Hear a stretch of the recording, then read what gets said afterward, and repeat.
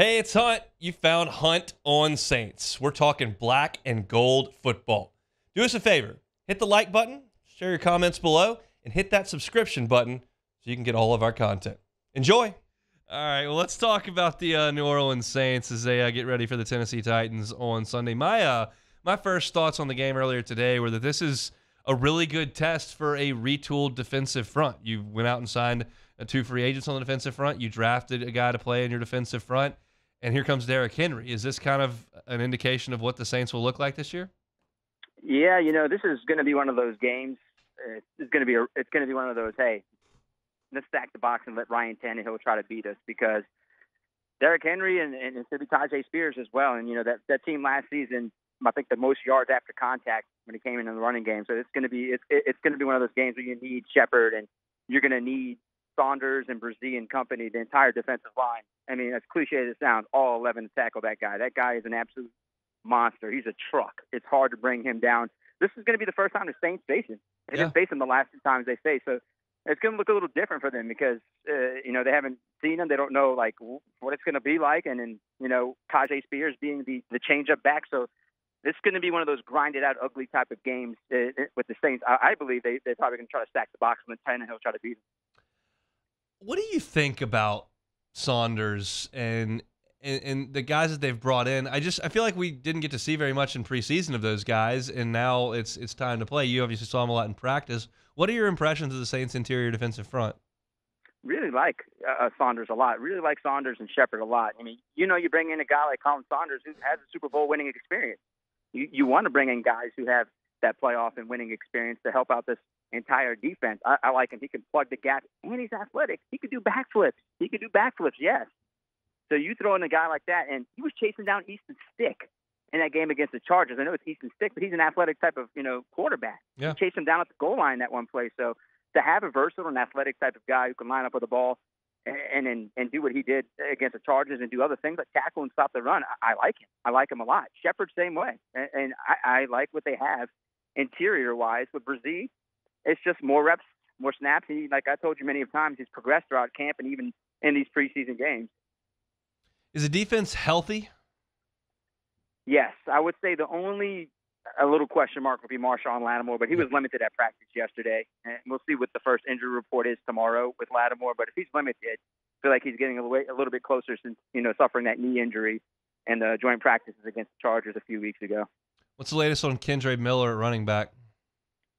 Yesterday, Dennis Allen didn't officially say he was out. And they say don't assume that he's out. He said I wouldn't assume that he's out, but it's the hamstring. You know how hamstrings are; they're finicky. They could take a little while. Look at Cooper Kupp. I know it's a receiver versus running back, but any kind of hamstring injury is usually a scary thing to be worried about. So we'll see what the first injury report tomorrow. I'd be shocked if he's out tomorrow. I mean, it wasn't ruled. Misses practice tomorrow.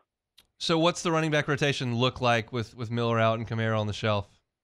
Well, it'd be Jamal Williams and Kirk Merritt. Those are the only two guys right now, and they can elevate somebody else off the practice squad. Tony Jones Jr., Jordan Mims.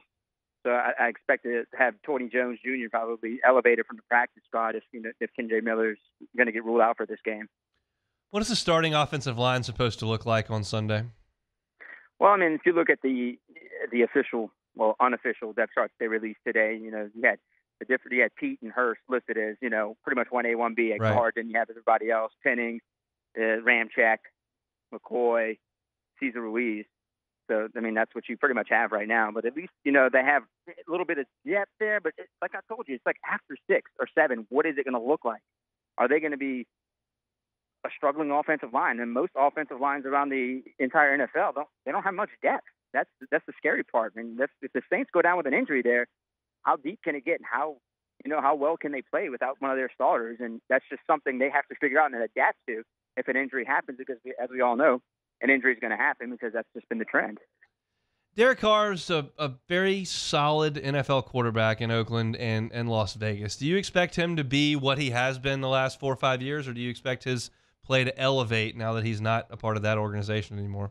I think it elevates a little bit more. He hasn't had a defense like this in his career. To get a defense like this, that was the top 10 defense a year ago. I think he'll be a little bit better. I think they're going to rely a little bit more on him. He should have a nice a nice little career here as he closed out his career with the black and gold. I think, Derek should trend in the better direction with the weapons he has as well. So having that defense really helps in a pretty solid offensive line. Let's talk about Dennis Allen. Does he feel any different year 2 as opposed to year 1 when he meets with the media? It feels like a little more confident. I just feel like he, it just sounds different, looks different. He's got his players, his guys in as he gets ready to start this season. I think maybe he knows like the expectations are high because he got his guys in the building. I think he feels a little bit more, I would say he feels a little bit more comfortable doing things now that, he's able to put the pieces, his certain pieces to the puzzle in place now as they get ready to open up the season. And look, man, there are going to be no excuses. When you get your quarterback in the building, you get your tight ends, you get some of the coaches that you wanted, there are going to be no excuses. And I understand why he's confident going into the season. Hey, it's on. Thanks for watching Hunt on Saints. Before you leave, help us out a little bit. Hit that like button, leave your comments in the section below, and hit that subscribe button so you get all our content right here from Hunt on Saints. We'll see you next time.